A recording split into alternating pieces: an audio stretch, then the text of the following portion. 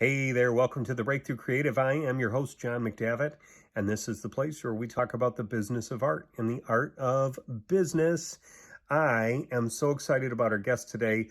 If you've been tracking with us for the past 3 weeks, you know that I have been interviewing a block of October Halloween type guests who all are special effects professionals in the film industry. I've had Carlos Wanting on, who's a creature designer. I've had Ted Haynes on, the foam fabber. I've had Bart Mixon on, a renowned prosthetic makeup effects artist, and more. And it's just been really, really cool to hear from these guys, to hear about their careers, and just to get an insight into what it takes to do what they do. And this week is no different. This week, I have one of the founders of the largest practical effects studios in Hollywood, and he is a founding partner of the Studio ADI, which is Amalgamated Dynamics Incorporated.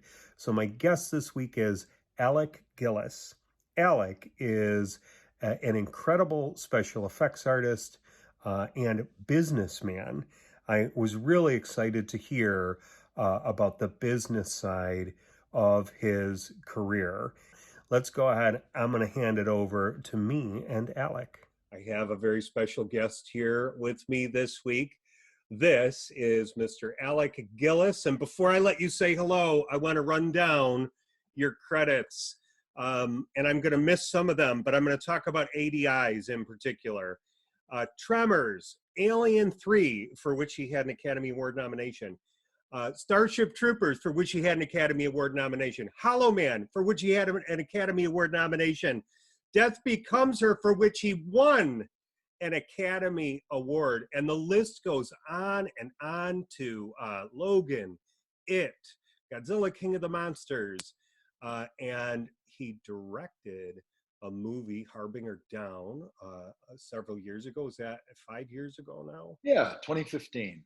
So hello, Alec. Welcome. Hi, John. Thanks for having me. Thanks for being I don't here. know if you're aware of this, but there's a tiger sneaking up behind you. I don't know what you're talking about.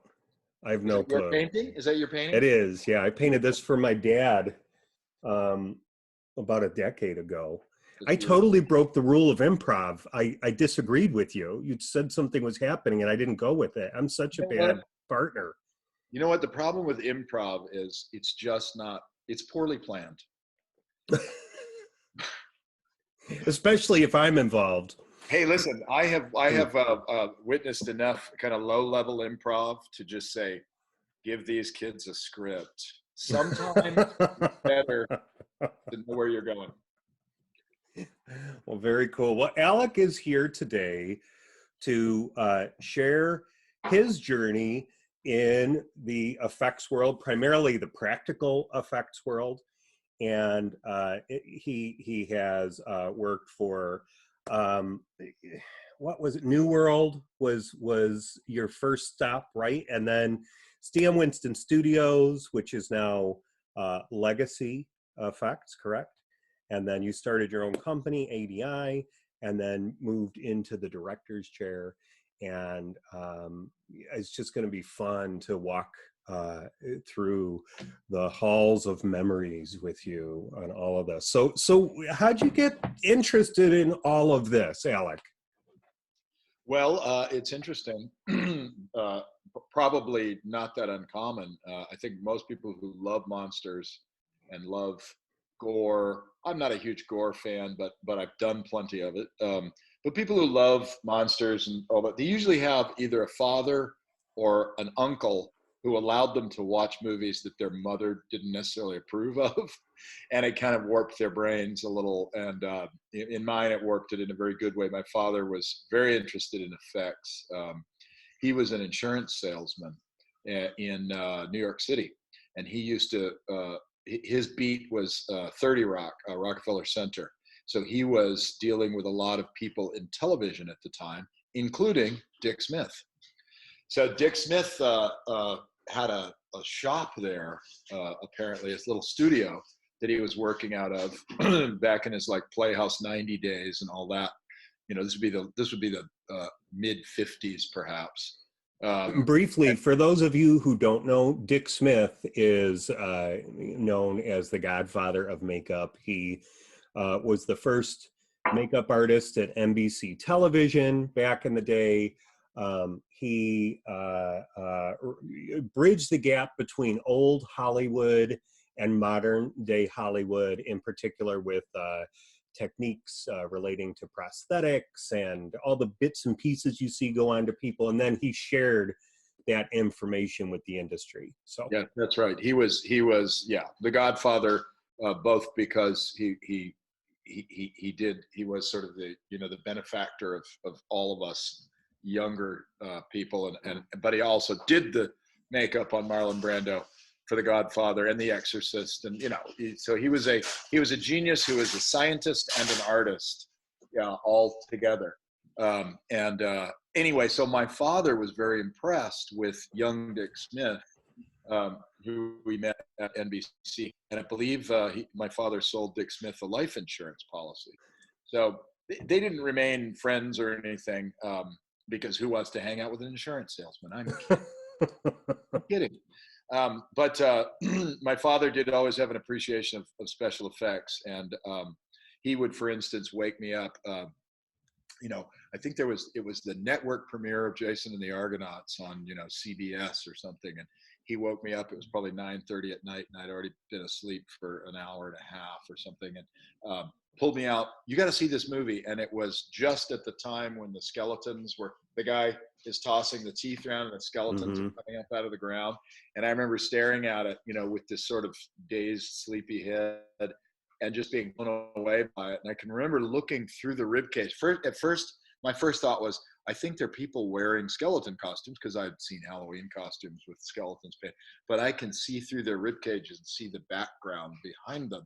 So and then of course I started asking him questions, and he would know the answers. Well, they're only this big, they're small. It's called stop motion.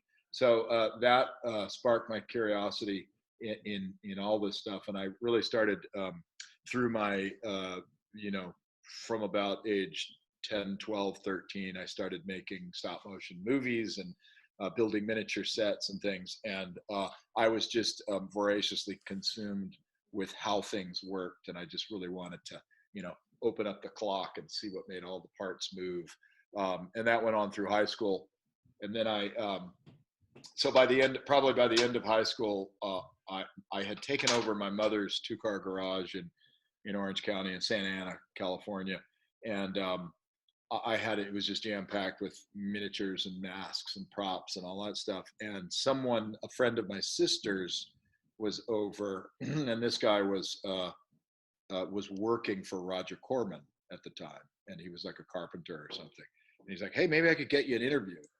And so I was like, "Oh, what?" And I was 19 years old. I had no portfolio, and so I started trying to figure out how to put a portfolio together that would make me look like I knew something, or that I was good enough, which I didn't feel I was. And how good would you say you were at 19? Where were you at? Well, I had done makeups. I had done full face makeup appliances, more like masks glued on, sort of Planet of the Apes imitations. I had done little stop motion movies, little 2-minute sequences. Yeah. I think in retrospect, I had art skills, but I had no experience. And I have met people subsequently who at age 19 are far more talented than I was at age 19. So I had a little bit of justification for being a little concerned. But as it would happen, I had met someone through my wife, my high school girlfriend, who I later married, had an art teacher, Stephanie Cunningham, whose husband taught oceanography at Cal State Fullerton, I believe it was. And they said, "There's this filmmaker guy you should meet. I think you guys would have a lot of similarities." It was James Cameron. That was during his book delivery days, when he was working for the Brea School District and driving a truck for them. So I met him. I think I was about 19. He was about 25. I walked into his house. He was married. The whole house was full of miniatures. Like mine were miniatures. I would build something this big. His were like, he had a spaceship that was about 7 feet long that he himself had built. The drive and the initiative on this guy. It was for a movie, a short film he did called Xenogenesis. And I think there's a very degraded version of it on YouTube, Xeno Genesis. And it's interesting. It's an interesting movie, but it blew me away. He showed it at a theater. He knew a guy who was a projectionist in Pomona, and I went out there. That was the first time I met Jim. We talked on the phone. He said, yeah, I'm going to be showing my film. Why don't you come out? And it was a 10-minute, 20-minute movie. Shot on 35 millimeter with giant stop motion. You got to see it. If you haven't seen it, it's pretty amazing for just some guy from out of nowhere, right? Who somehow in his brain clicked at about age 23 that he was going to take over the world, and then he did. So he had a real vision for his future. Yes. And for me, I saw a guy who had a great portfolio. And so I said, could I bring my friend to the job interview? Right. And they're like, yeah. So eventually I went through a couple of levels of interviews and ended up with Chuck Comiskey, who has worked subsequently with Cameron quite a bit. But we went in and had this meeting, and it went very well. We met the Skotak brothers, who are, Oscar winners for Aliens, tabletop miniatures, all that kind of stuff.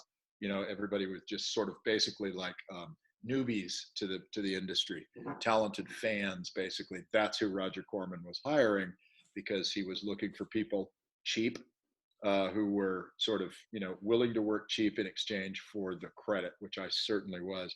But it took us about 6 months to get hired. It took a long time. I was like, on pins and needles. Shall I? What's going?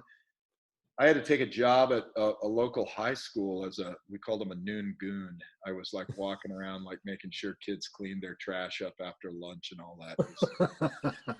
So I'd had this interview at house. But I guess by the time that I turned 20, we got the call and said, come work for us. So then we went to Venice, California, where their studio was, and we worked on Battle Beyond the Stars. So I was there I was on that movie for about a year, and I was saving money, driving. Jim and I would drive from Orange County. It was just a hellacious commute every day. It was, it could easily be a 2-hour each way commute, depending on traffic, talking a lot, getting inspired. It was a great time. And then I went to UCLA Film School at the end of the Battle Beyond the Stars. I got turned down by the USC Film School. I still have the letter, by the way, and they accepted me to their art program. But I thought, I'm not going to spend that much money going to an art school. I'm a filmmaker, So I went to UCLA Film School, and I would work for a quarter to save some money. Drop basically. I would not sign up for classes, but I'd work for a quarter and then I'd go back. So it was on a kind of a long-term plan. And then eventually so in film school, what were you focusing on there? Was it? Well, it was not what I expected the film school to be. I realized that, at least at that time, you could get a degree from UCLA Film School and only make 1 2-minute Super 8 movie. And you could do theory and criticism, and you could take a lot of classes. But to me, I thought this is not for me. It almost felt like it was like pushing you towards becoming a grad student and then a professor. I just, not that everybody did that or that's what it was, but that was my impression of it at the time. So it didn't feel very practical. What was great about it was you could check out Bolex cameras and lighting gear and all that kind of stuff. So that was really great. And it was cheap. At the time, UCLA was cheap. And if I could get in, anyone could get in. So there, I did make a lot of long-lasting friends at UCLA. But ultimately, my Corman experience was such a phenomenal hands-on, in the trenches, daily problem solving, sometimes having the crap scared out of you because you think you're going to screw up and how you're going to do it. And you work your way out of that problem, right? It didn't feel like a safety net because it was a job that you were being paid barely anything for, but you were being paid for it. So eventually I dropped out of UCLA Film School with lacking one credit, a French class they wanted me to take. And I'm like, I already have a job, and I'm learning more. I don't need the diploma. So I'm like, I stuck it to the man, take this mortarboard and shove it. Anyway, yeah, so that was the beginnings of my experience. I worked on what did I work on at Corman's? Battle Beyond the Stars, Galaxy of Terror, Android, and there was another one.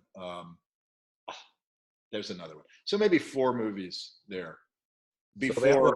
So you had a year before college, then you did college, but then when you were taking the time off, were you working at Corman's? Yeah. Okay, so that's really interesting that you're working in the film industry while you're going to school to get a degree in the film industry. Yeah, and fascinating. And I'll tell you, Jim Cameron, when I announced to him, I'm going to go to film school. He said, "Yeah." I said, "Yeah," and he said, "I don't think that's the way to do it." And I said, "All right, mister, we'll see who gets farther."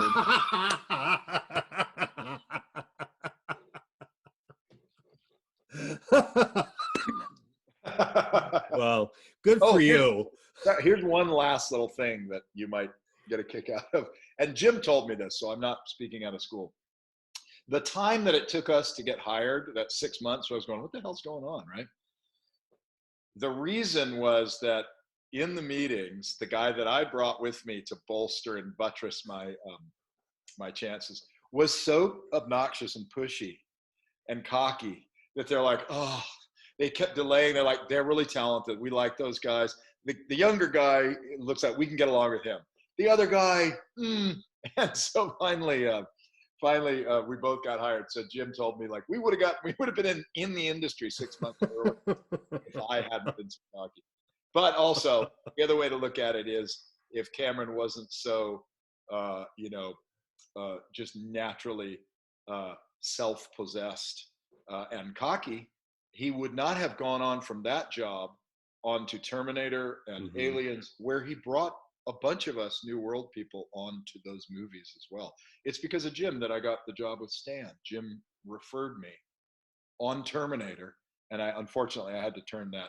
Stan offered me work on Terminator. I had to turn that down because I was occupied. I had another job. So there's a few fascinating things I just want to kind of focus on for a moment. One is relationships.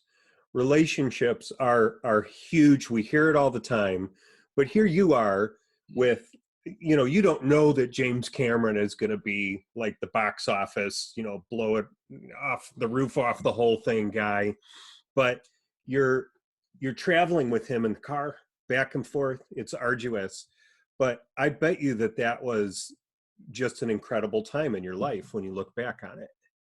Yeah, when I look back on it, like at the time, I knew that I can remember coming back from Corman's being exhausted. You'd work a 14-hour day, plus you'd have 3 hours of commute, and you'd just fall asleep. But I can remember just having this glowing feeling that I was where I should be, and that I was so fortunate to have this job at a young age. And I was very grateful. But because I didn't know anything else, there's a level of that where that ends, right? And you're just sort of like, this is just reality. I'm, So yeah, you're right. In retrospect, you look back on it. I've told this story before, obviously, because I only have 4 damn stories. And I think I told it on my YouTube channel. Somebody put a comment and said, I wish I was that lucky. I never get a break. Imagine, meeting James Cameron at age 20, your career is set. And I thought, that's interesting. There's no doubt that luck played a part, right? Like, What are the chances that I would live, within a 15-minute drive from somebody who would turn out to be one of the biggest filmmakers of all time, and that I would meet him, and et cetera, et cetera. But the other part that is not chance is that there's a reason why that art teacher said, hey, you should talk to this guy, because she had seen my work. And if I had not put in the time from, say, age 12 to 19, getting better, improving, being diligent, there would have been no reason for her to say, you should talk to this other guy, right? Mm-hmm. So in that respect, it was earned, but there was definitely some luck there to it as well, geographically speaking. And I think Well, what that, do they say, that luck favors the prepared? yeah, and it's Right? like, I always think of it as like, if you can, you might, like, luck might put you at the right door, but you got to be knocking on 1,000 doors. And then you'll look back on it and go, oh, look at that. It was door number 940 or whatever. What did Edison say about the light bulb? He said that they said, Mr. Edison, isn't it true that you failed many, many times in designing the light bulb? And he said, no, it was a 1,000 step process. Right? That's awesome. Yeah. You know what? One of the first things Dick Smith said to me, I was a 16-year-old kid, called me 5 times while I was away. He was in Chicago. He's calling my house because I had called his house the day before, and his wife said, let me take your number. And I'm like, okay, I'll never hear from the guy. And I came back from driver's ed, and my mom's like, Dick Smith has called 5 times. And you're smiling because you know Dick, you know him, right? You know what he was like. And he said to me, no, I can't promise that you're going to be a makeup artist. I haven't seen your work. I don't know you, but I just want you to know the only difference between me and you is I've made a lot more mistakes in my life than you have. Who says that to a 16-year-old? I mean, that was so generous. Yeah. And it's what you're saying about Edison. It's like failure. I guess failure is, it's all about perspective, what failure is. That's right. They're really, here's the problem. Every time I say an absolute statement, I pull it back because I imagine where it falls apart. But generally speaking, one could say there is no such thing as failure. Failure is simply a learning experience, and it is the best learning experience. You learn more. There's an old sports adage: you either learn or you win. Meaning you don't learn much from the wins, right? Because you did everything right, and then boom, right? You get reinforced. It's good for your ego, but you don't necessarily learn much. And Dick Smith is interesting. I mentioned to you earlier that Dick had said, he was kind of a terrifying guy for a young guy like myself, right? We idolized him, but he was a harsh taskmaster. If you were a professional in the industry, he could be very stern, as supportive and giving as he was. When he would come to your studio, you'd be like, oh shit, Dick's coming.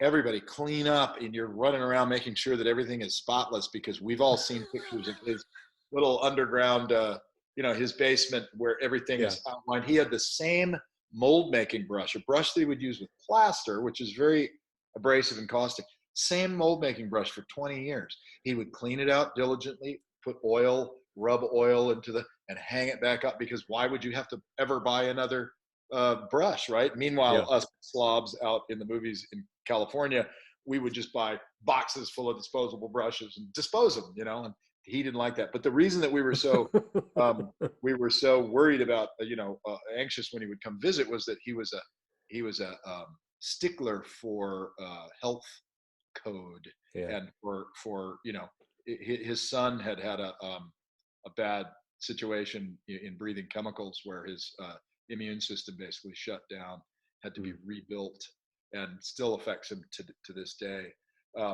And so Dick was always very, very concerned about that. And I remember once we were walking through, it was around the time of, he was coming to look at our work for Death Becomes Her, because he had been hired out of retirement, and he was just going to he was going to pull a team together. People were going to do makeup, we were going to do the animatronics, because he had seen our Bishop mechanical, Lance Henriksen from Alien 3. And so he was touring, and somebody was pouring urethane foam, which you really should do in a spray booth, but I don't think we had a spray booth. I think we'd do it by an open door, right?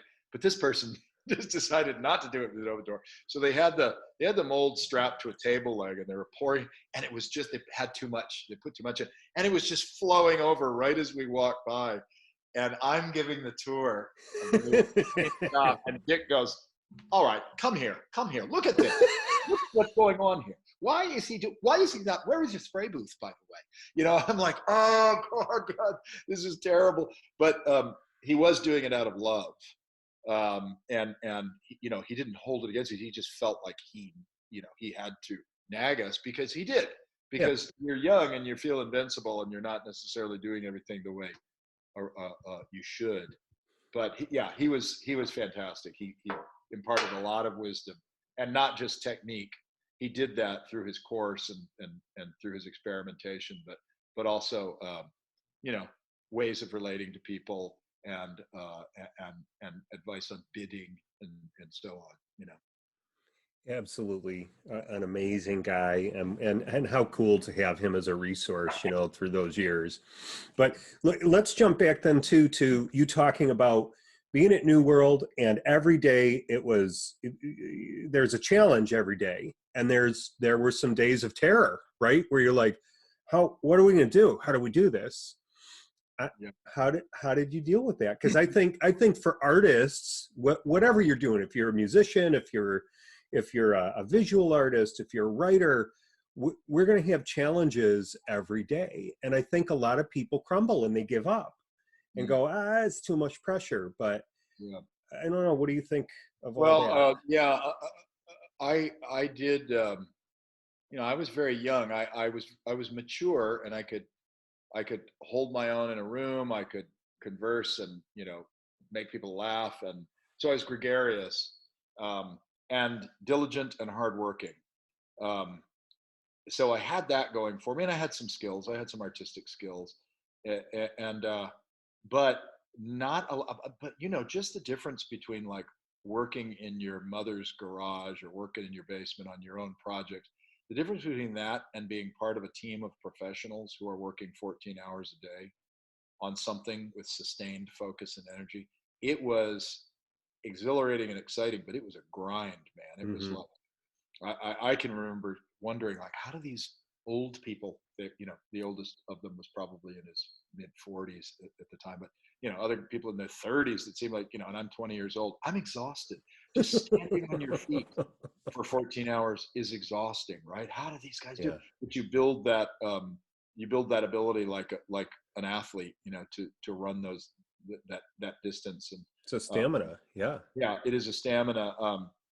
But that's one of the things that I remember. You know, I was, Cameron and I were teamed up at New World, so we would work on projects together. And he was very driven, and he was an excellent artist.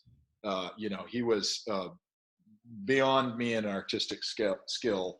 He had a great imagination, and you know, a standout in that group of very talented people.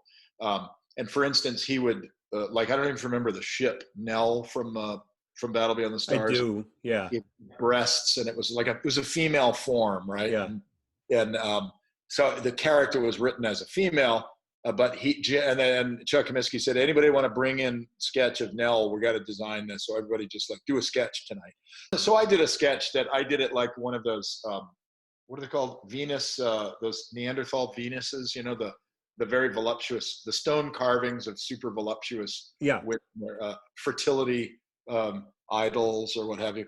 But as a result, it kind of looked like a lumpy turd. It was a ship based on that.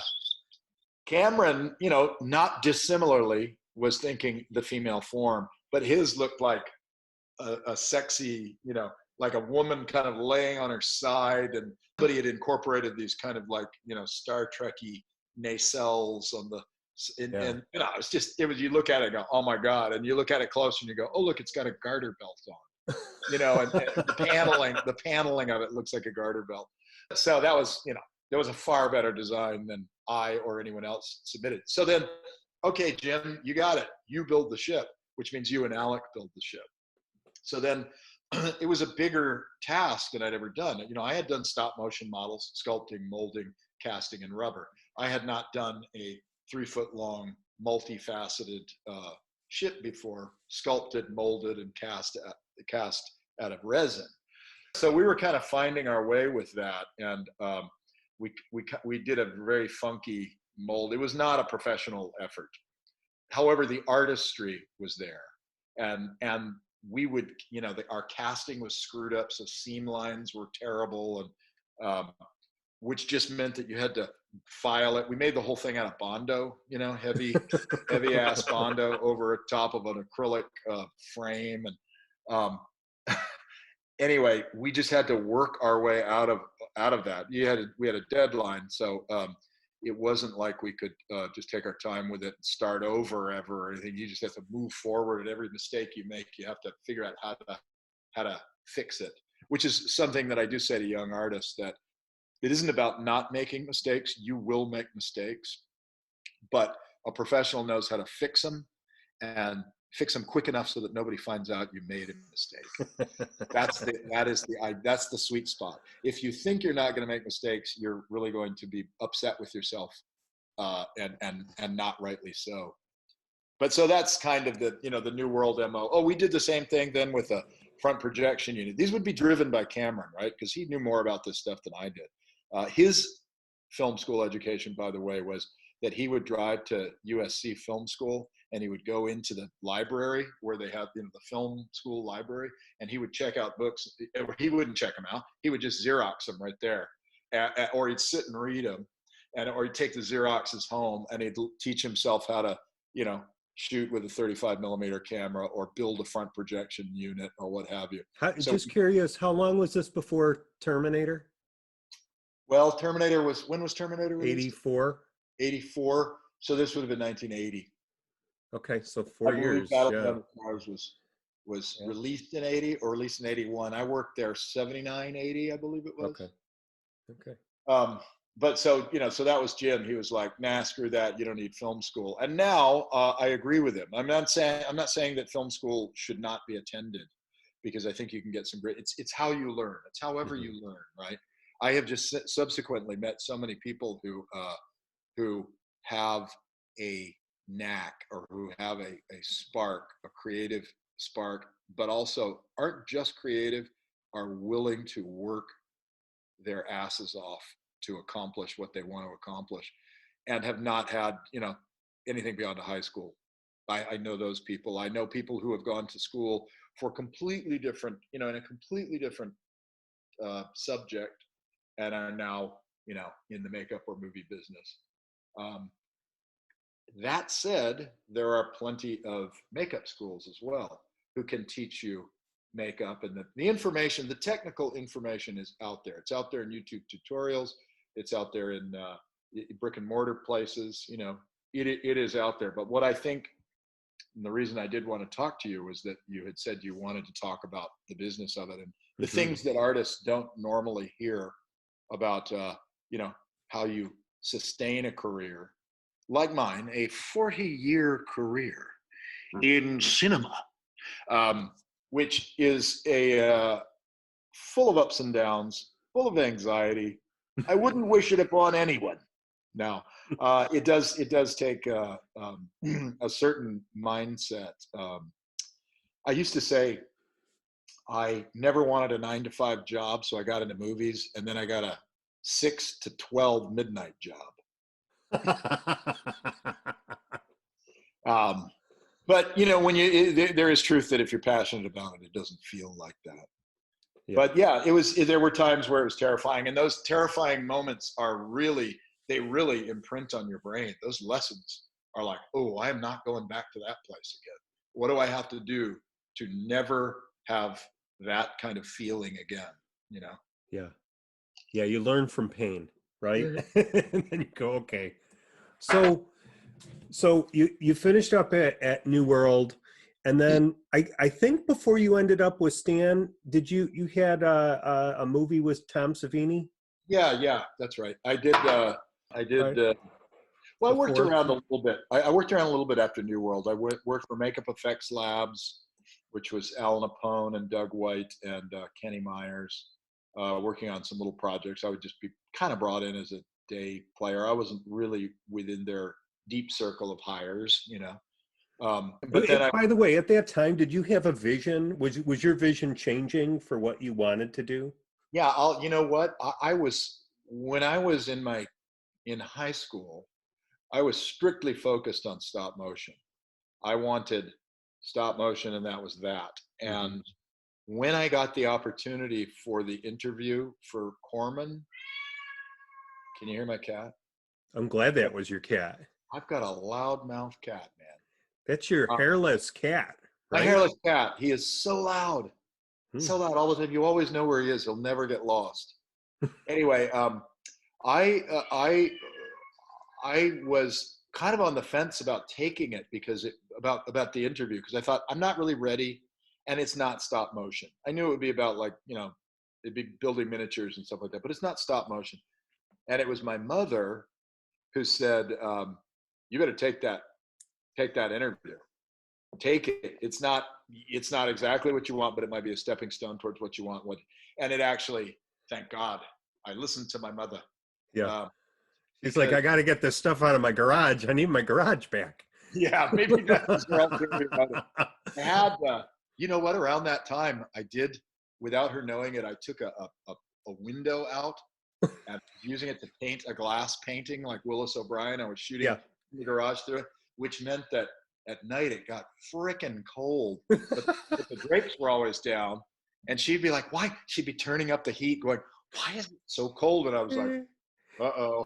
She said, "Where did all these hairless cats come from?" She discovered that her window was missing, and I said, she was a very calm person. I said, "Can I show you the painting?" And I took her out into the garage. She said, "Well, that's very nice. Just put it back as soon as you can." And I'm like, "Thank you, Mom."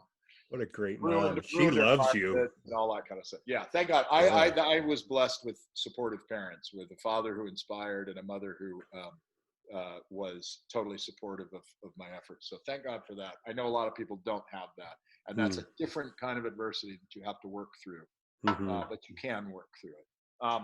Anyway, what were we saying? Well, we were on to Tom Savini, and you're kind of day playing at places. And so then I started working for, I worked for Greg Canham on a couple of little projects. It must have been cool. Was it Cherry 2000? And yeah, I think I may have done a couple of little things. Oh, Neon Maniacs was one. Anyway, but I hadn't settled down, right? My biggest experience was New World, and I hadn't really settled into the makeup effects community, because a lot of the skills that I picked up at New World were not really applicable to the makeup effects community. You know, like, no, you don't need to know how to load a, you know, dual bipack 35 millimeter camera magazine at a makeup effects studio. So I was kind of an oddball. Like, I had a portfolio that was full of all this, you know, these films that I had made at UCLA, and it was always, and illustrations and stuff like that. So I had this kind of weird portfolio with not a hell of a lot of emphasis on actual subtle makeups. So, but I did get the gig with Greg on Friday the 13th Part 4. He started that one, and that was I had met Kevin Yeager at Greg's earlier, so Kevin was on that. A sculptor named James Cagle was on that. John Vulich was on that. Larry Carr was on it, and Jill Rockow as well. But anyway, so that was the team, and then at some point Greg left it before filming started. And I was designing he brought me in because there's this room that had to, you know, Tommy's room had to have all these fantastic masks and alien creations. So I'm like, oh, wow, this speaks to me, because this was my childhood, right? So I'm designing all these cool masks and aliens that I'll get to sculpt, and we'll make them and we'll put them in the room. And then when Greg left, Tom Savini came, and Tom brought a duffel bag, and he says, "Oh, look, I saved us some trouble. I bought these masks from a kid." It was John Vulich, and they were cool masks. They did look nice, but I'm like, all my drawings all over there. So I did get to make the one mask that Tommy wears when he's playing the game. The alien mask, right? Yeah. Was it? Yeah. That's a blowhole. There was another mask I got to make, but that was a kind of a quick lesson of like, oh, and a little disappointment there. But it was interesting to now I got to expand, my contacts and work for a guy who I probably never would have had an opportunity to work for, him being in Pittsburgh and then coming out. And Tom was a blast. Tom was a lot of fun, and we had a great crew on that. But that's the movie I was working on when Stan Winston called. James Cameron has recommended you. I'd like to hire you for Terminator. And I'm like, shit, I've already taken a job, but may I come in and show you my portfolio? Okay. And I wanted to make that contact too, right? So like, I'm not going to let that opportunity go by. If I've got a referral from Cameron, that puts me in a special place with Stan Winston, who was, one of the most accomplished makeup effects guys. And I showed him my portfolio, which he flipped through like that fast. Okay, thanks. I said, can I call you when I'm done? Yeah, call me when you're done. So I did. It was after Terminator, but it was before Invaders from Mars. So what was great about that was that because of that connection with Cameron, Stan kind of welcomed me in as one of his guys. I stepped in, and these other guys had been with him for maybe a year and a half, 2 years, and through that hard fought fight of Terminator, which I missed. But I kind of stepped in, right in very comfortably, and Stan, immediately started giving me responsibilities and opportunities more so than anyone else had.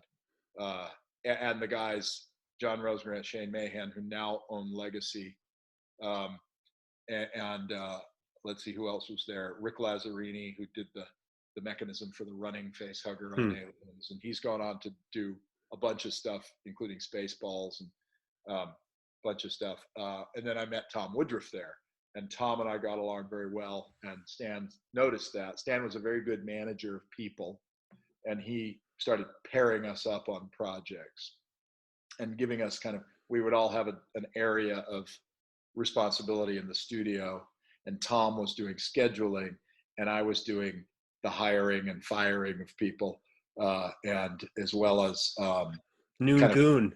Yeah, back to the Noon Goon. But I was also I could be the one to evaluate people's abilities and put them on projects. So that was a good lesson for me of how to get out of my own head. Stan used to say this. There was one instance where on Monster Squad, where I was sculpting this bat. We had this bat transformation. I had to sculpt a bat character, and I found the bat. I just wanted to sculpt as much of that stuff as I possibly could. So I was sculpting on it, and I was being drawn away by all the details, because I was supervising all the transformation stuff. That was my area of the film. And I said to Stan, I said, I've got I need to, I was somehow, I didn't have people who had exactly the right skills, which was spreading me thin, And he said, well, just bring in another sculptor, step away from the sculptures and bring it in. And that was like a shock to me, and I'm like, Stan, I've worked for 5 years in the industry to work my way to being a sculptor at a studio like yours. I'm not just going to give this away. And he's like, listen, I used to work with clay, and now people are my clay. And he made the point that if you are going to be in a supervisorial position, you can't have your nose you can't be looking in tunnel vision.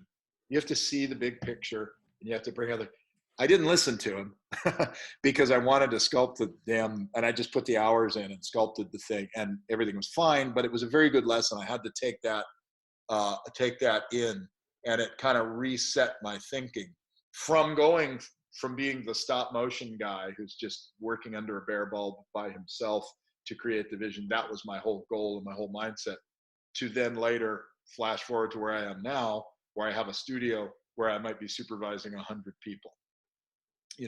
That is a very different task and a very different journey. And now I'm at a point where I'm always looking to kind of get back to my core and the thing that excited me the most, which is now I want to get back to the sculpture. I want to get back more to the hands-on and to the design and all that stuff, which isn't always possible because there's things like accountants to talk to and lawyers and all that stuff, which I didn't get into the business to do that, but it's a necessary part of the business. Well, yeah, and you got into the business to make money too, right? You wanted to make a living, and that's Well, part yeah, of it.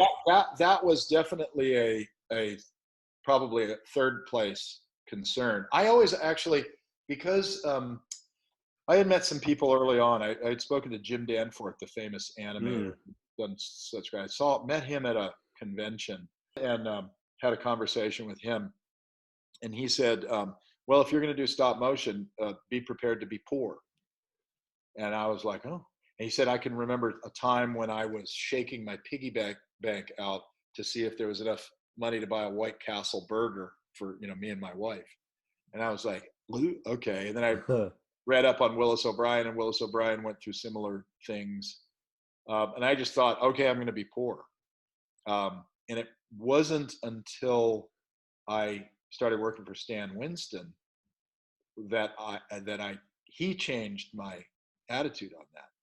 He changed my attitude because, and I believe this, it makes sense to me that we as artists oftentimes rely on the crutch of saying, I'm poor, or I have to struggle, or I do not have a point of view.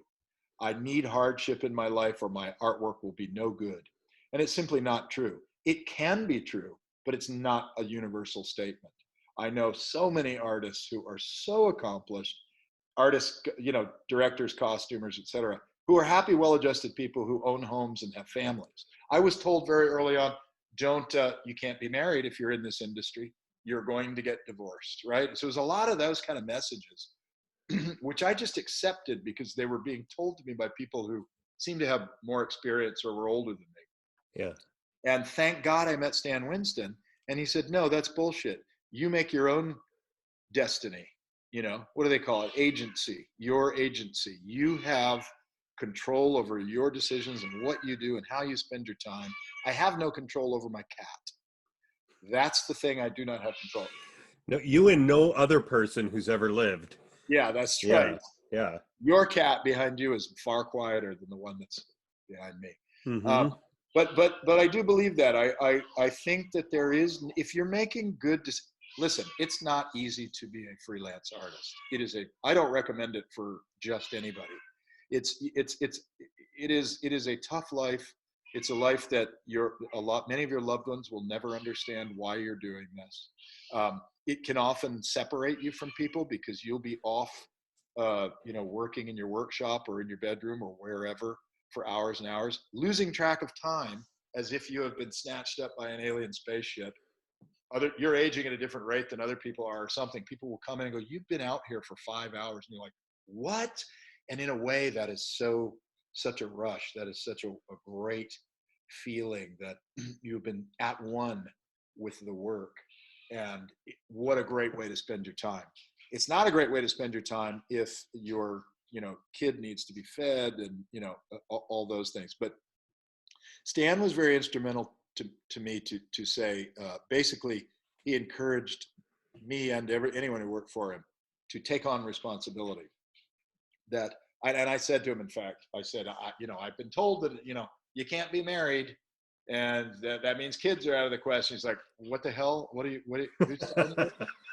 And he's saying, no. What you do is you take on those responsibilities and you flex those muscles and develop those muscles and that ability to take on. You become a stronger person, and you will have the ability. You do have the ability. You just don't believe it. And that was really I remember standing out in his backyard at a party that he had, and Wes Craven, the director of Wes Craven, was there. And I remember thinking, and Stan's house was beautiful. And I was like, okay. And he used to come off as like a kind of, he would make jokes about being like a greedy, like he did one hilarious interview. I don't know, it was for some Japanese thing. It was hilarious during Leviathan. And he's talking, and all he's talking about is money. And they're doing subtitles in the Japanese, I don't speak Japanese, but they're talking over him. But underneath it all, you can hear Stan going, and you can make a lot of money. I've made a lot of money. Money, I know how to make it. He's going on and doing this shtick. But in reality, I always found him to be very generous a very generous guy. It, if not, I don't know whether he paid as much as Rick Baker paid or Rob Bottin paid or what have you, but he was very generous with his time. He enjoyed being in the role of the father figure and the mentor, and he was opinionated, and but that was another. He was really a. When I look back at my mentors, I think it wasn't really, none of them were really mentors in technique, because the technique is there and you can find it, and especially if you're working, you're learning things, quickly. But these bigger mentors for me were more about how to look at the creative business, how to self-actualize, how to be the best person that I could be on a personal level and also on a professional level, how to treat people, how, you don't want to burn bridges in the short term, screw people over with money, and then they won't work for you again. You need a crew, somebody's got to be good enough to do it. I know that there have been times where we'd be looking at portfolios going, ugh, we just don't see the level of quality we're looking for. And then we go, look, you know what? Somebody's got to be good enough. And we'll work with those people. Like on Tremors, for instance, a very low budget movie. In low budget movies, you can't necessarily afford the top of the line people. But in Tremors, we were hiring kind of newbies and lower level people because we knew we were there. We knew we could get in and sculpt. We could get in and make the molds, and we could work with them and help them through the process. And it just means more hard work out of the shop owner, the monster creator. But anyway, I digress just a bit. Perhaps you could get this. No, that was great. No. That's awesome stuff, because you're talking about mentors who are paradigm shifters. They're people who are impacting you in ways that are going to help you be a more effective business person, relational person, creator, and artist. And I love technique. I love seeing how people do what they do, but I can't learn unless I'm doing something. I have to work and do it.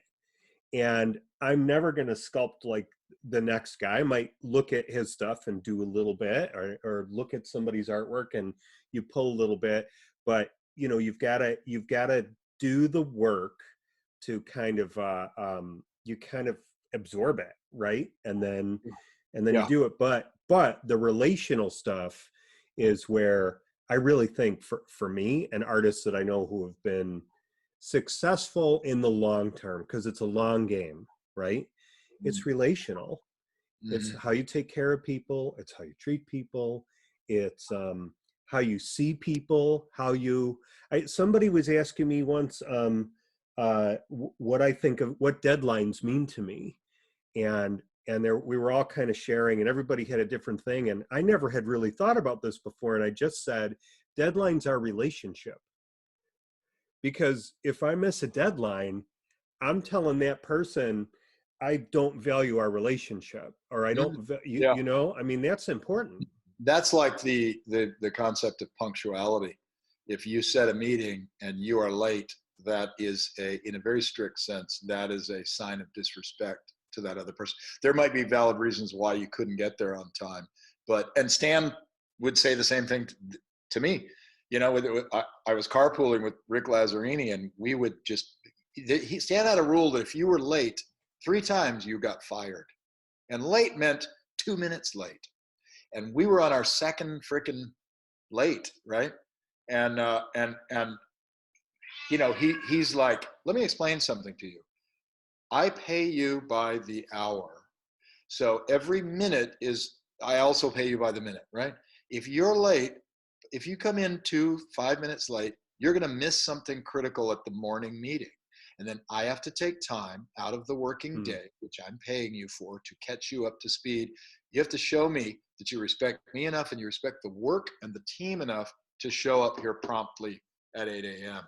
And, I'd say, yes, sir, I understand that. Traffic, he'd say, leave 15 minutes earlier. leave 30 minutes earlier. I would rather have you sitting out in the parking lot in your car for a half an hour than be 2 minutes late. And I was like, that makes sense to me. Would he have That makes fired sense. you? No, because there No, was no no. clear What time. would he have though?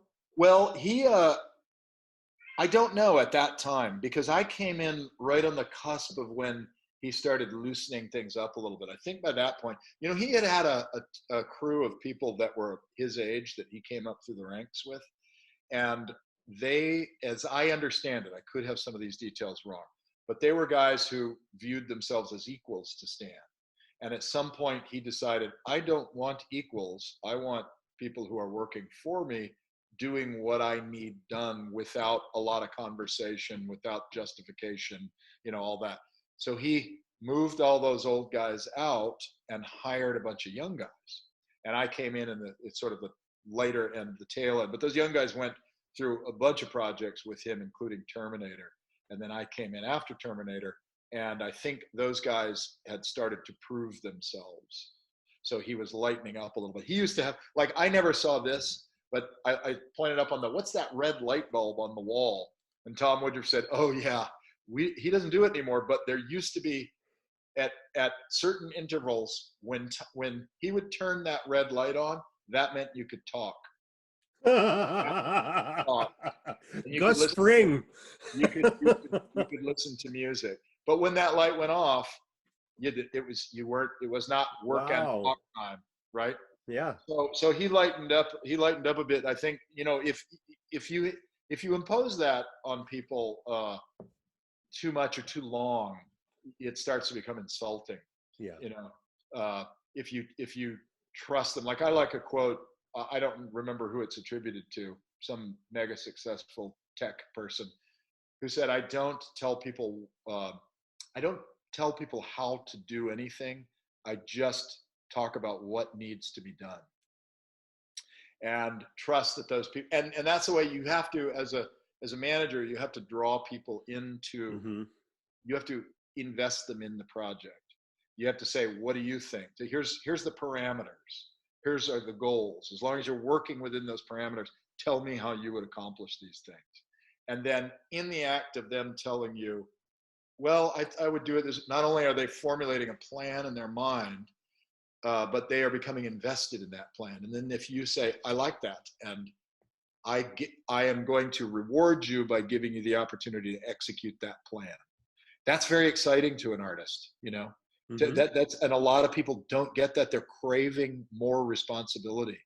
And if you treat them like robots and say, here's your list of duties, I'm giving you, here's 3, come back when you finish those, and I will give you the next 3. You're creating a robot, you're deadening their brains, and you're crushing their soul and their spirit.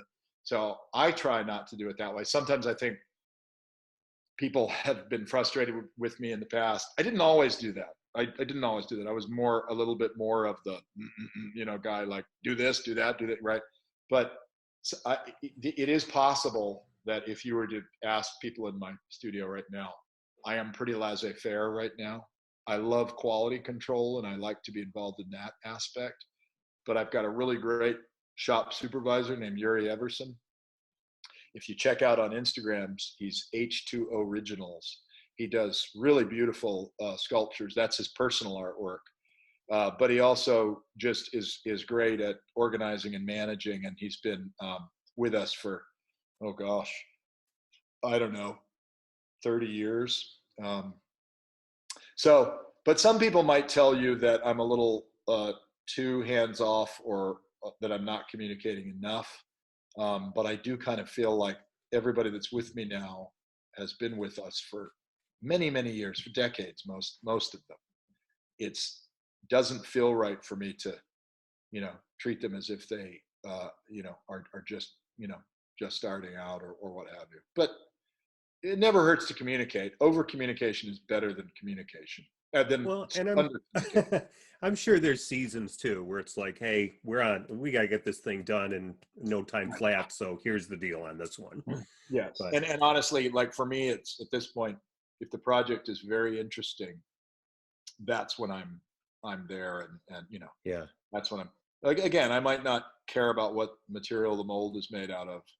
unless it's a low budget thing and you're just trying to scrimp money all the time, when you're like saying, don't throw those disposable brushes away, wash them out and reuse them again. That's what Dick Smith rings true to me. Yeah. So you were with Stan for, it was a relatively short period of time. I didn't realize it was only about 4 or 5 years. 2.5. It was shorter than that. And 2.5. Stan had this incredible impact on you. He started to really impact maybe your vision even further of what you're going to do and where you're going to go. And he pairs you up with Tom Woodruff.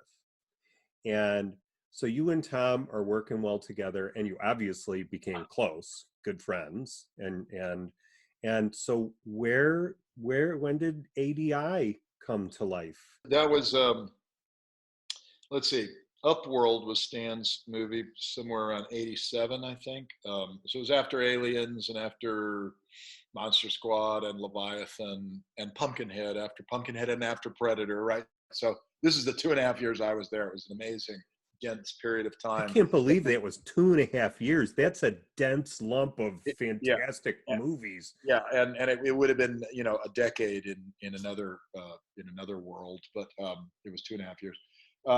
And we were working on Upworld, but Tom and I had co-written a script. So Stan was interested in directing movies, right? And he had made an announcement to the industry that he was no longer available to do creature effects for anyone except his own movies. Because he was sort of an all or nothing guy. He was not, he was like, I'm in it, this is how it's going to be. And we went like, ooh, okay, that means no more Cameron, no Spielbergs, no all these Zemeckis, these big people that we wanted to work with. We won't be doing that. We'll be doing low budget movies. Fine, that's Stan's vision. It's his company. That's great. But Tom and I had co-written a script that Gail Ann Hurd, who of course was another Roger Corman alum, she liked the script. Oh, sorry, her readers at her company liked the script. And she was like, hey guys, I'm getting really good feedback on the, we got excited. We went to Stan and said, listen, we've got traction on this script. We would like, it's an anthology. So clearly Tom and I would like to direct, one episode, but we would like you also, Stan, to direct it. And we would like Stan Winston Studios to produce it. And we would like it to be a Stan Winston Studios film, right? Produced by. And he said, guys, where I need you most is out there in the shop making monsters. And that's when I thought, okay, that's clarification. Yeah. He's not able to or interested in. I think he probably was probably realistically looking at things and probably going like, dude, everybody has a script somebody's interested in, it's not, don't count on this. But it was kind of like, okay, that's the glass ceiling. I realized that I will not rise above that because there's only one director in this company, and that's Stan. That's fair enough, right? I can't argue with that.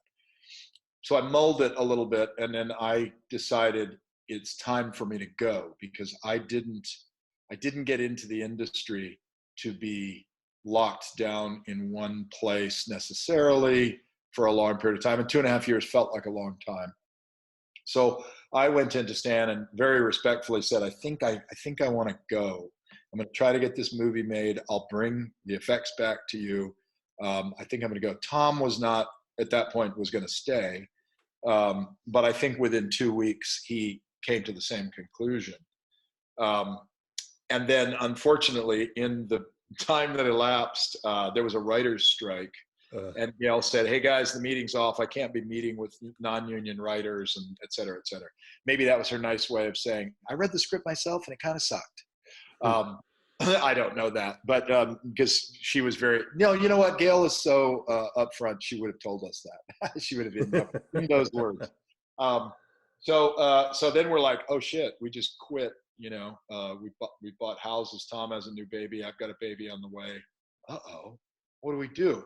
So we picked up some little work here and there on Laurel Entertainment's Monsters. Do you remember that show? Yeah, I remember that. A couple of little things. They weren't really money makers. We rented space from our friend Rick Lazzarini, who had gone off to form his own company. and Kevin Yeager had formed his own company. Howard Berger had formed his own. So people were doing it. People were splitting off. People of my generation were splitting off from the Rick Bakers and the Stan Winstons to form their own companies. And we thought, well, we can certainly do that. Why not? So I don't think we had formed the company when Gail Hurd called us about Tremors. We did languish for a while though. And that's when we would just like hang out at Tom's house and come up with new script ideas and stuff, in this period. And then they called us about Tremors, and that was a really great opportunity. But we didn't have a studio, so once we got the first check for Tremors, that's where we started. We subleased space from our friends at K&B, and and then we started building the Worms there. So that's when we formed the company in '88. Starting with Tremors. So we like to say that ADI was based on failure. But that's where we say, is there really such a thing as failure? Mm-hmm. Because it was motivating. That failure was motivating to do something, and do something quick to earn a living and actually ply our craft, which we love to do. How did that how was your relationship with Stan impacted with that transition? It was fine. Stan was a very loyal guy, and he had 5 guys on his payroll that couldn't have been cheap. So when 2 of them said, Stan, with your permission and no hard feelings, we'd love to exit the company, I think he was like, oh, good, 2 guys off payroll, because there wasn't much happening for him. He wasn't bringing money in, but he was supporting everyone.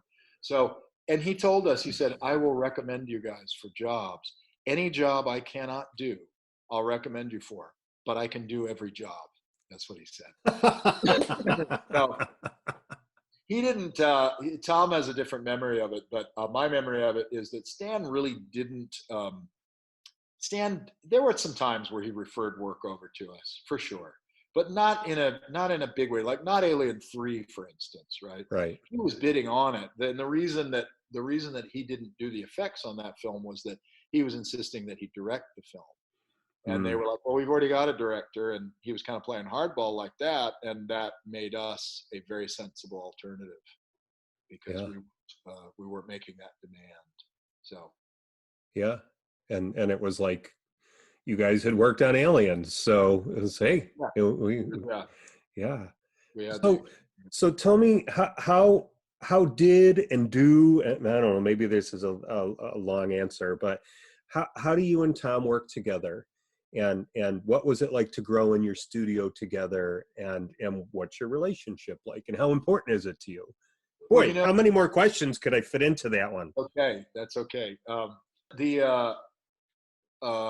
People oftentimes say, they make the assumption, they say, oh, one of you must be the business person, the other is the artist.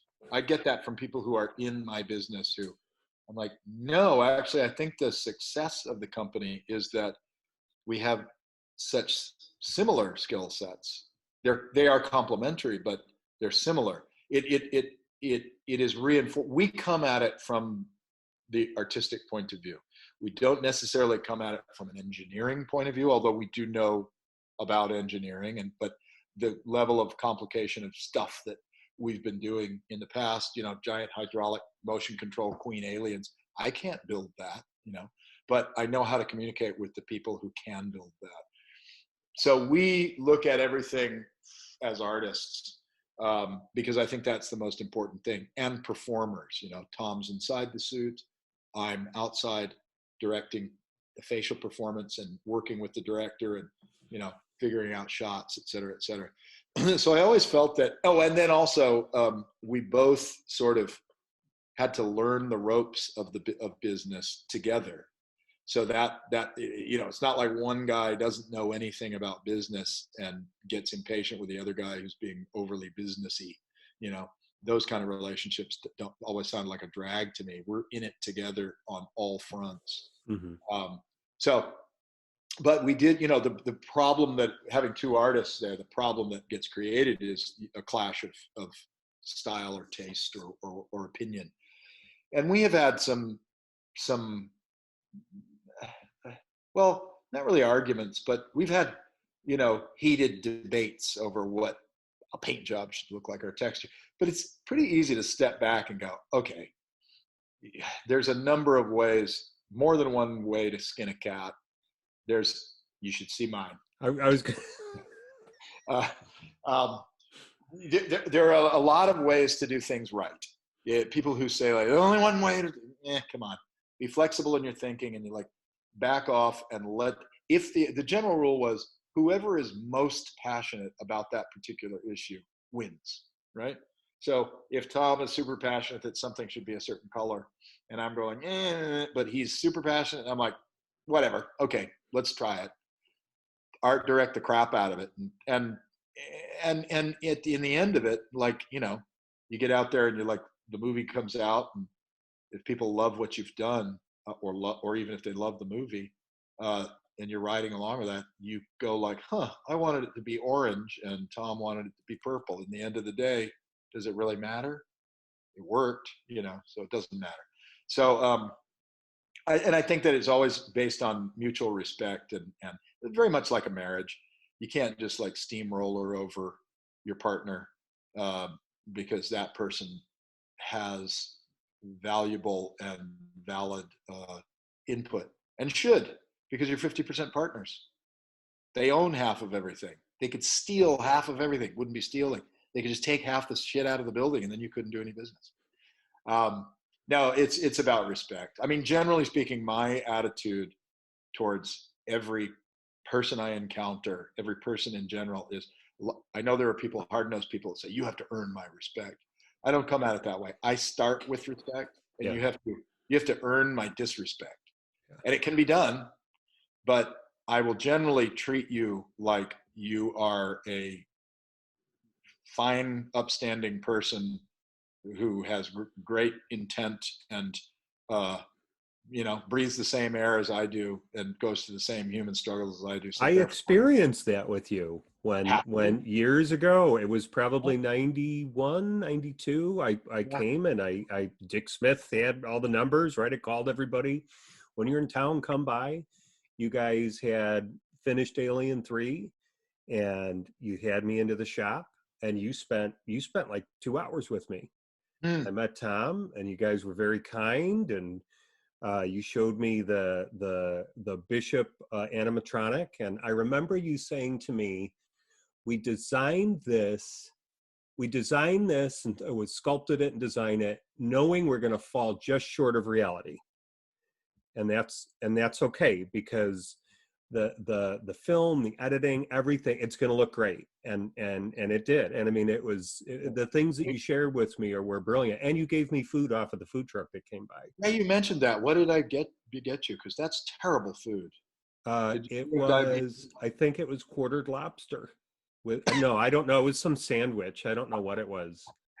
I hope you don't have diabetes now. No, but butter. Ooh. Well, that Bishop, that is the case. The Bishop, we knew we were going to do everything we could do to make it look as much like a living human being, and it wasn't going to work because of the uncanny valley and all that stuff. But he's an android, and he's partly destroyed. So perfect. What a great opportunity to try that out, right? And translucent skin, we were big on urethane skin at the time. But well, I'm glad to hear that. My dad got me in to visit a few shops when I was a kid, Don Post Studios, and I got on the set of the original Land of the Lost TV show. Wow, slee stacks abound. Yeah, I think I got to see it. I definitely got to see Chaka and miniature dinosaurs, which blew my mind. But the biggest and most impressive thing, because even as a kid, I thought, this isn't the best work. But it was fun. It was all just so fun. And the biggest impact on me was that adults were making a living doing this stuff. And how great is that, right? Somebody's doing it. Why not me? Yeah. Huge. Yeah. But I'm glad. So just remember, you're invited to my funeral. Excellent. Say nice things about me at my funeral. That's if you've changed your eating habits. If you're still eating off a food truck, I might outlive you. McDavitt, eulogy, action. I'll be right up there. Oh, I want to tell you about the time. Wait, I got to put tears in my eyes. So here, you and Tom, you've not just started a studio, you've had an incredibly successful studio. in a time where you've weathered digital effects, you've weathered budgets going up and down, economy, everything, and you've been in the long game. And at some point, you had mentioned that you and Tom had written the script, right? And you pitched it, and Galen Hurd's interested. And so when did Harbinger Down? Did I say the title properly? Where did that come from and when? Harbinger. A harbinger is Harbinger. Oh my it's goodness. something that brings news, or usually it's associated with bad news. But yeah. But having gone through the career and doing tons of stuff in the '90s, and always writing scripts, and always, I've got I got a published fiction book called Worlds that was optioned by a big studio, back in the day, to make a big movie. They ended up making After Earth instead of, they wanted a big sci-fi movie. They did After Earth instead of my movie. So we have had some, we've done some TV stuff. I created a TV series with Kevin Yeager that we did a pilot for. Tons of short films, all that kind of stuff. So there came a point after The Thing 2011 that a lot of people know about it, at least in our little niche, wherein so much of our work, prequel to John Carpenter's The Thing, that had, Rob Bottin's amazing practical effects work in it. So we got that plum job that every creature maker wanted, which would be the prequel to that. And we did fine work on the film. And then ultimately, most of it was replaced by digital work. And that was a little bit painful, although I have to say, I loved everybody on that film. Everybody was great. Everybody had the best intentions. I think those decisions came from at the studio level. Mm-hmm. And I think they just don't understand the fans, at the studio level. I think the only quote I've ever heard from anyone associated with it was that the studio was feeling it looked a little bit like an 80s movie with our animatronics. Yeah, right. That makes every fan with that reaction. So that's how out of touch. That is how out of touch executives are. The shame of the work in that movie is, and it's not your work. Like, your work is spectacular. You can see when it gets digitized. You can see it. There's nothing smooth about it. It's very. I mean, the work you guys did was stellar. The group that did it, Image Engine, does fine work. Yeah. They did District 9. They've done a bunch of Blomkamp stuff. They do really beautiful work. So it could have been that decision came in at the last minute, and then they're like, "Oh shit, our workload just tripled." There's no time. Yeah. Yeah, most digital artists will tell you that they don't want to replace practical stuff because it is terrible on their marriages, because of the hours. But yeah, so when that came and went, and you just sigh of relief. It was happening to everybody. Stan Winston had stuff replaced. Rick Baker had stuff replaced from various movies. So we didn't really feel like we had failed. But after the movie came and went, didn't really do well. We put out a video because people were asking us, what happened? We were on camera saying, this is going to be 80% practical, 20% digital. Whoops, flipped, or worse, right? So I kind of felt like, man, I was promoting the film, and we all believed that that's how it was going to be, but it is what it is. But I thought after we put that video up and it started getting so much great response, and really our YouTube channel is kind of built off of that. Had we not gotten, this is again a lesson in what is failure, right? Like, right. Moped off. Literally, I was thinking at that time in 2011, I was saying, well, maybe our time is up. Maybe we should just fold up this company and be done because people don't want animatronics, But then when we put the YouTube videos up and we started hearing directly from fans who were heartbroken and who really appreciated the work, and that made, like, for instance, that video made it on, somebody put a list of 10 best practical effects of the year or of the decade or whatever, and our video, not even the stuff in the film, but our video made it on that list, which was really very cool. So that kind of was wind in our sails, like, oh, maybe we're not done yet. Maybe maybe people are still interested. I know I am. There's a lot to be done.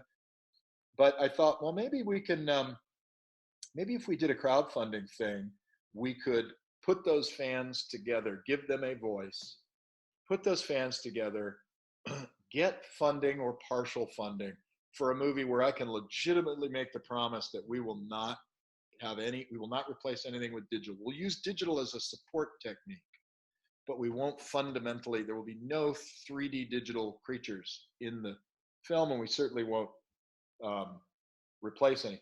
So we raised a record amount of money in the sci-fi feature category. We raised $380,000, and not all of that gets, because you got to, there's a ton of prizes you have to give out. We had close to 10,000 prizes that we had to give out. How did you figure that? How did you figure, like, if you knew you were going to have, like, when you got to the $380,000, you need to have some money for the film, right? So how did you know that whatever came in, a third was going to go out, or? You could estimate, you can say the Amazon takes 12 to 15% right off the top. So there's that much. And then you can go like, well, how much does it cost to ship a tube with a poster in it? How much does it cost to ship a Blu-ray and make a Blu-ray, right? So you can start, but it never is a clear, like, oh, here's, there's no ticket. It's literally like me and my daughter were running the Kickstarter. By the end of it, we had a lot of help. I don't mean to say that there weren't other people involved. It didn't help. Jennifer Tung was involved early on and in setting it up, and she did a great job. But then by the end, it was me and my daughter left to deal with all that. I'd pull people into, it's really, you become like Amazon, you're a delivery service, and then you have to deal with people if something's damaged. You're like, okay, I gotta like. So, but calculating it was very difficult. But the way it broke down was we roughly had, of that 380, we roughly had 200,000 to put towards the film. So that was not enough to make an entire film. And we, and it also, I decided I wasn't going to write the script prior to the Kickstarter because I wanted to see what the money would be like, so I could tailor the script to the. So it was like, I always knew it would be Lance Henriksen in it, but would it just be him hiding in a closet with tentacles coming in under or would it be something bigger? Did you have that worked out with Lance Henriksen ahead of time? Yeah. Okay, that's cool. Because he helped in the promotion of it and all, and he was a big reason why we were successful, because people love Lance. He's got a big voice, and thank God. He's got a big voice, yeah. We also had a team that was really unbeatable. I mean, it was like the people from Aliens. We had Robert and Dennis Skotak. We had Pat McClung from Aliens, who was the model shop supervisor. We had me and Tom. We had our composer dropped out. Our original composer dropped out, and which was fine because we ended up with Christopher Drake, who did a fantastic job. But it was a wonderful experience. Dark Dunes, Sultan Al Darmaki's company came in and added money to it. We were still a very low budget movie. How did that come about? How did you get that partnership? He was aware of us through Kickstarter.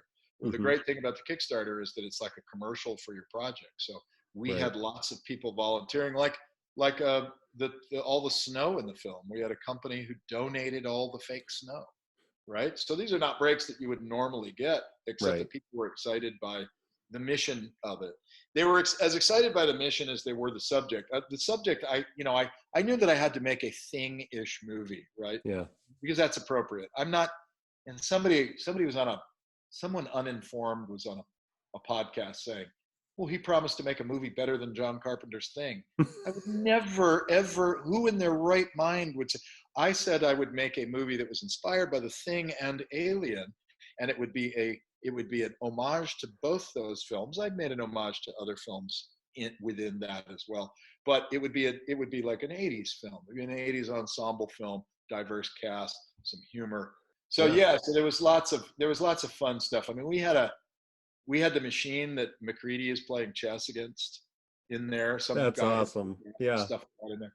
But we had a lot of fun doing it, and I got to bust out all my Roger Corman tricks. It's basically, they call it the movie in a box. That was Roger Corman's thing. You rent a warehouse, and the entire movie takes place in that warehouse. But we had to make a warehouse in Chatsworth look like outdoors in the North Atlantic.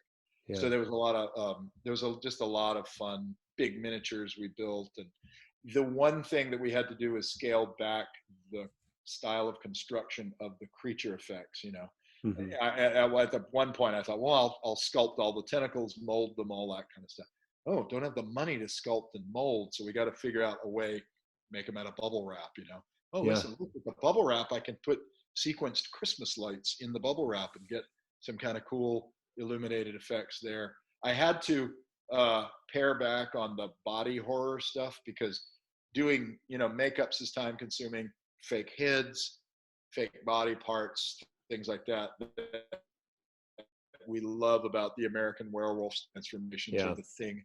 I had to limit how much of that we could do in favor of big kind of sloppy oozy monster stuff. But that's just acknowledging the limitations that you have and working within them. But yeah, it was a blast, and the movie got released in 26 territories across the world. It had theatrical release across the world. I believe it's on Prime Video now. It is, because I just watched it the other day. Did you? Good. I did. Thank you for your support. It was on Netflix, and so. And despite that, it's just about to make its money back, even as low budget as it was. So yeah, there are people who are making money off of it, just not the artists involved. Yeah, it was a lot of fun, and I would like to do. People ask me if I'm going to do another Kickstarter, and I would love to not do another Kickstarter, just simply because I don't want to keep going back to that well. I like the fan engagement, and we had a great time. I think I gave, as one of the rewards that I was a tour of ADI. I think I gave 100 tours out. Wow. And it was a lot of fun meeting people and posing with pictures in the display room and all that. That was very gratifying. You're so the guy for that, though. Like that just suits you so well. If I didn't love it, I know there's a personality type that would absolutely hate it, but I really do enjoy it. I do enjoy being an ambassador for the practical effects. Yeah. I do like it, and people love it. Yeah. How it's like I mean, when they come in, their eyes pop out of their head, and they're just in heaven. And it reminds me of how lucky I am to have been involved in this, to have built this with Tom Woodruff and with our team, with our crew of decades and decades. Anyway, does that sound like a wind-up? It's right there, because I was just going to ask you what's next for you. What's on the docket? I've been doing this for 40 years, believe it or not. So, 20. Yeah, I'm 60. I'm 60 now. Things have changed in the industry, and you have to acknowledge that. Like, I know a lot of people were assuming that when Jurassic Park came out, I knew people who either switched sides and jumped over to digital or got out of the business altogether. It was like the Great Depression, practical effects people jumping off buildings and saying, we're killing, Tom and I were never of that mind. We always thought, well, listen, how long is this going to take to encroach in? Because digital is so powerful. It's such a powerful and fantastic tool that you can't make a movie anymore without digital. I am just trying to make sure there is a place preserved for practical. And there's plenty of support for it. Lots of directors who love practical, who initially come to us wanting practical effects, and things like that little baby Yoda, who knew that little baby Yoda he's been the best ambassador of practical effects in a long time. Mm-hmm. So there are people perfectly willing. They tend to be in the lower budgeted movies, right? Like, I think the days of ADI being in the driver's seat of a $200 million movie are over. We can get slices of those big movies, but we can be in the driver's seat in lower budgeted films. We've done some I mean, I don't mean the movies that we've produced, although we've done those as well, but we've done some movies that are $2 million, $4 million, $14 million. Those are great. They're a lot of fun. We did a $1 million movie. There's a movie. Well, no, I can't name the movie because you're not supposed to say the budget of the movie because then people will think that they kind of diminish it if they know how cheap it was, because Sure. it doesn't look like $1 million movie. They did a great job with it, but there's a couple of them like that, and I'm happy working on those movies. Yeah. So we did downsize, as some of my Instagram followers will know. We had our beautiful 20,000 square foot building, which we sold, and in terms of like for artists, if this is interesting, we early on in the 90s is when we moved into that building, and we were just renting it, but it was a lease option to buy. So there came a cutoff point where I think we had to like offer up an amount of money, a down payment on the building, but everything that we had put into it for the year or whatever 2 years that we'd been there would be applicable towards the purchase price. So it was a good deal, and it was well priced, and we negotiated the price up front in case we wanted to trigger that option, and it came around at just the right time. And I think our landlords wanted to kick us out because they knew that the price we negotiated had changed so much. Yeah. But we bought the building. So if you can buy property, if you can buy a house, this enables me now, this money comes in. And though my income has diminished because of the aforementioned reasons, CGI, runaway production going to other tax incentive lands, right? These are realities of business. Right. I can't hold bitterness towards anybody who uses CGI or decides that it's a better deal to shoot in Canada or New Zealand or whatever. That's business. But what I was able to do through a combination of intelligence and dumb luck, I guess, make an investment so that I could take that money out of that building and buy a couple of rental properties so that there's an income there. Because you need to, as an artist, you need to have multiple income streams, and passive income. Yeah. We say passive. It's a lot of work to be a landlord. It's a lot of stress and there is no such thing as just free money. I don't know. Maybe there is. Maybe at some other level above me there is. But and where I got that inspiration was Rob Bottin, because I don't know this for a fact, but everybody's like, no, Rob Bottin took his money and invested it in buildings all over Southern California. Wow. And that's why we don't see him anymore, because he doesn't need to be out there. He's the landscape has changed, and he's not that interested anymore. And he's just fine. So I thought that's a forward-thinking, smart guy. So I should be like that. So anyway, we have downsized. We're in a smaller unit. It's plenty big, and we can do a lot out of it.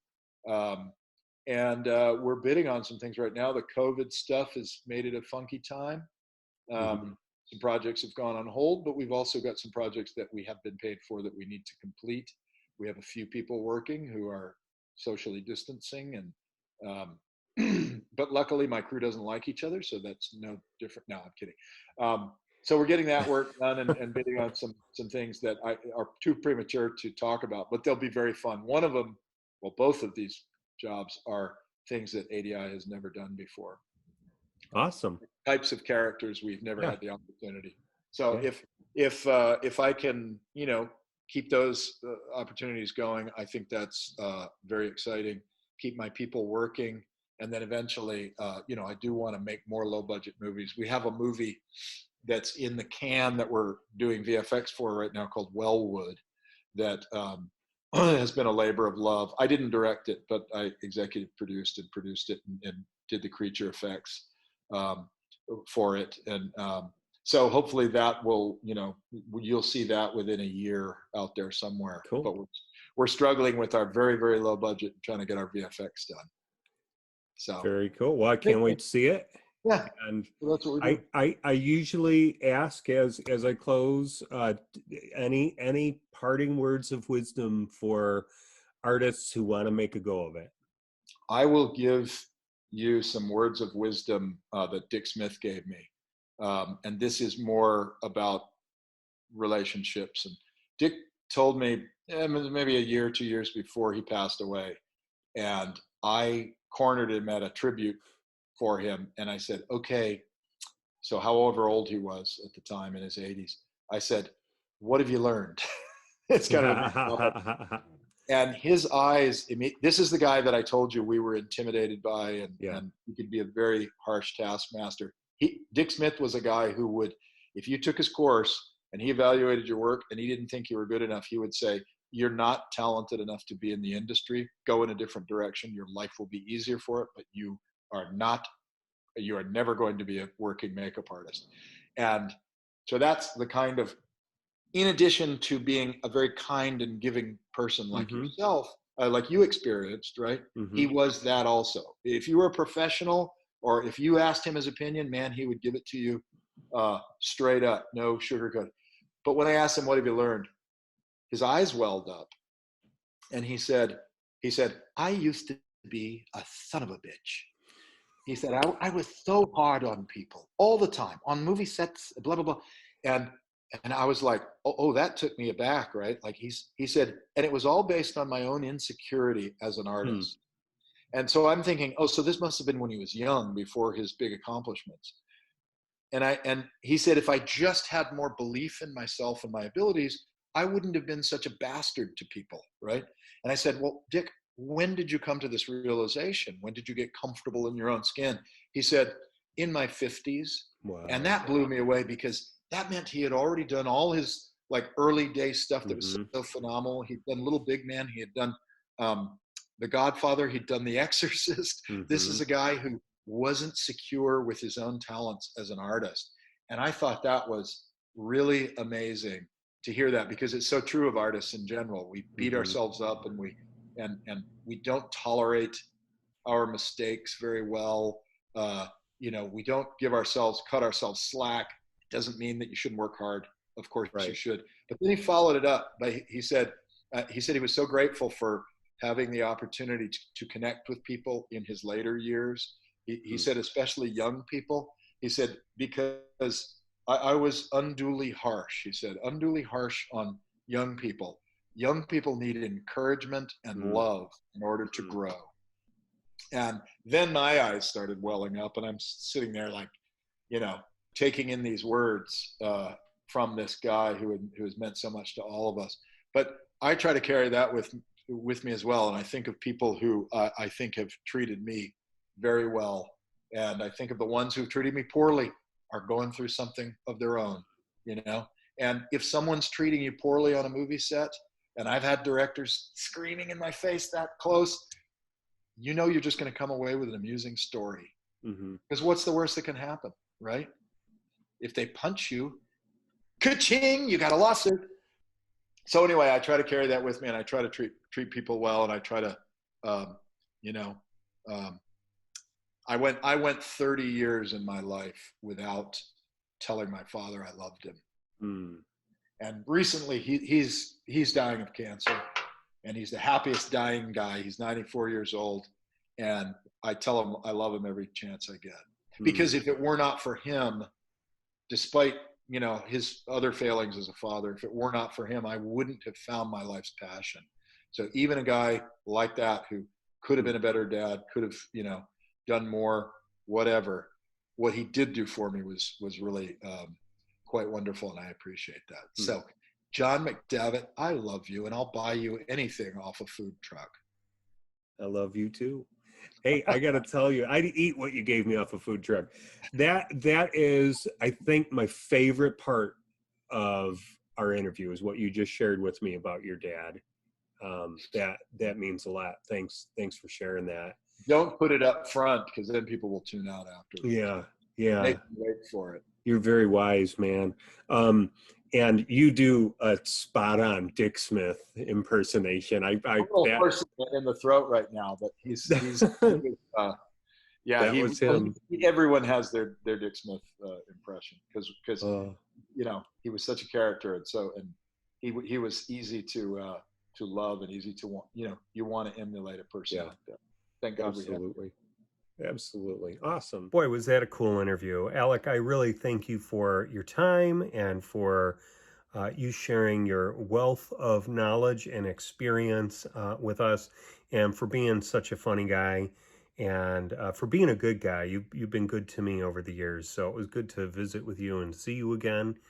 And if I could kind of recap, I want to take apart a couple of things that are takeaways for me from Alec's story, and they would be that as a young man, as a teenager, Alec knew what he wanted to do, at least the general direction, right? He wasn't into the effects makeup part of things right away, but he knew that he wanted to be involved in film. He was thinking stop motion animation.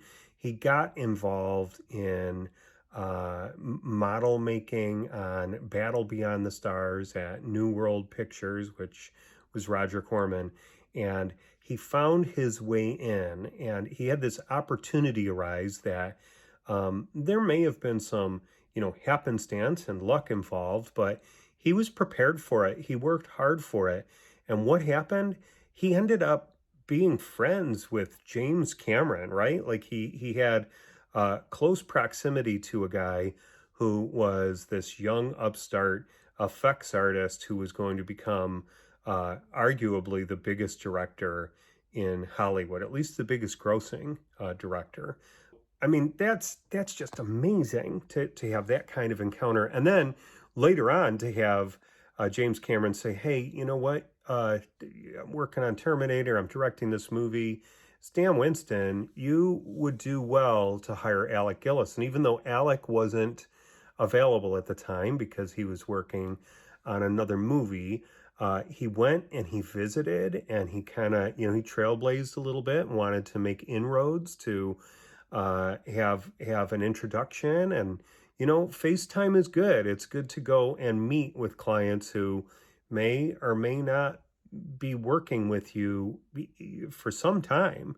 That's about building relationships and just kind of knocking on the door and saying, hey, I want you to remember who I am, because I'd really like to come work with you again when you look at my portfolio, whatever it is that you do. That's a pretty forward thinking thing to do for anybody. You don't have to be young. Anybody who does that, that's really forward thinking.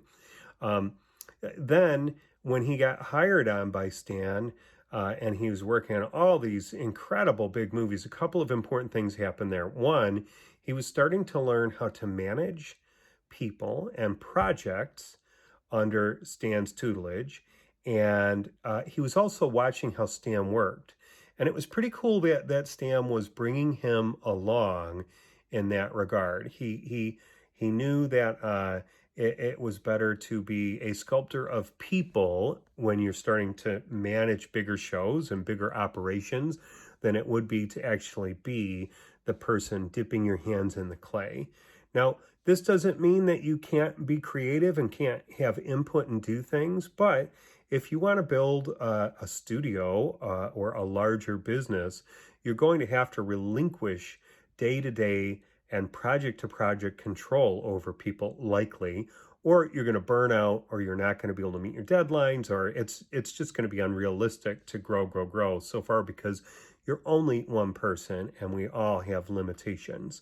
So I thought that was a really cool part of the story.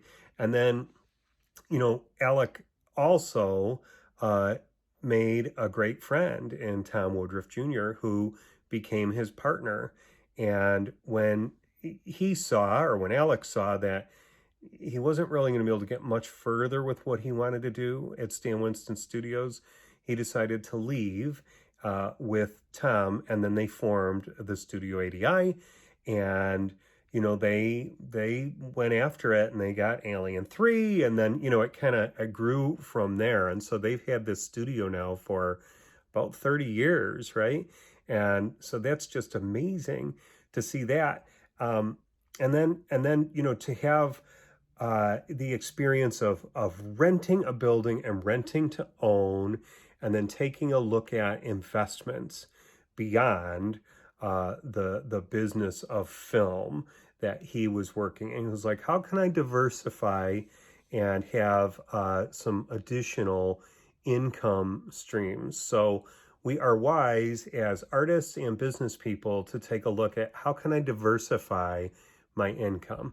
because if one stream goes, like Alec was talking about the VFX coming in, we all know how important and popular and powerful computer effects are, CGI. And, if you run into something that's actually going to take out your business, right, or eat into your market share, boy, you'd better have some other revenue streams or you're going to be high and dry. So it's a really smart thing to do, to diversify and to have multiple revenue income streams. And then, it was really cool to hear Alec go and work on the GoFundMe 1980s style monster movie of Harbinger Down, and what it took to do that. And he did the GoFundMe, and they had the whole, if you gave a certain amount of money, then you would get a GoFundMe reward. And, a lot of work, but he got to direct the picture, he got to write the picture, he got to help produce the picture, and then they did all the effects for it. So quite a journey, right? Quite a journey from somebody who is working for a studio to come up through the system. And, I just love Alec's sense of humor.